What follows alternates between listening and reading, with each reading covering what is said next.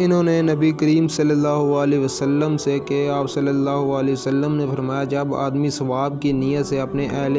عیال پر خرچ کرے گا بس وہ بھی اس کے لیے صدقہ ہے۔ صحیح بخاری حدیث نمبر 55۔ اس بات کے بیان میں کہ عمل بغیر نیت خلوص کے صحیح نہیں ہوتی اور ہر آدمی کو وہی ملے گا جو نیت کرے گا۔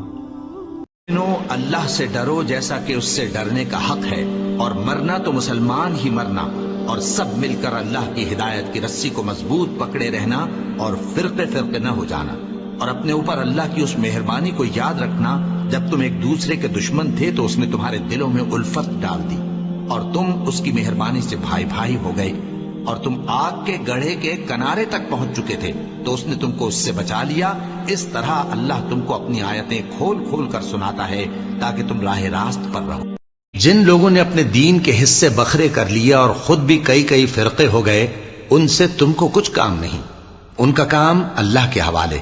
پھر جو کچھ وہ کرتے رہے ہیں وہ ان کو سب بتائے گا۔ جو کوئی اللہ کے حضور نیکی لے کر آئے گا تو اس کو ویسی 10 نیکیاں ملیں گی، اور جو برائی لائے گا تو اسے سزا اس جیسی ہی ملے گی، اور ان پر ظلم نہیں کیا جائے گا۔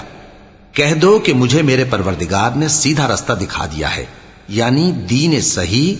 طریقہ ابراہیم کا، جو ایک اللہ ہی کے ہو رہے تھے اور مشرکوں میں سے نہ تھے۔ یہ بھی کہہ دو کہ میری نماز اور میری قربانی اور میرا جینا اور میرا مرنا سب اللہ رب العالمین ہی کے لیے ہے، جس کا کوئی شریک نہیں، اور مجھ کو اسی بات کا حکم ملا ہے، اور میں سب سے اول فرما بردار ہوں۔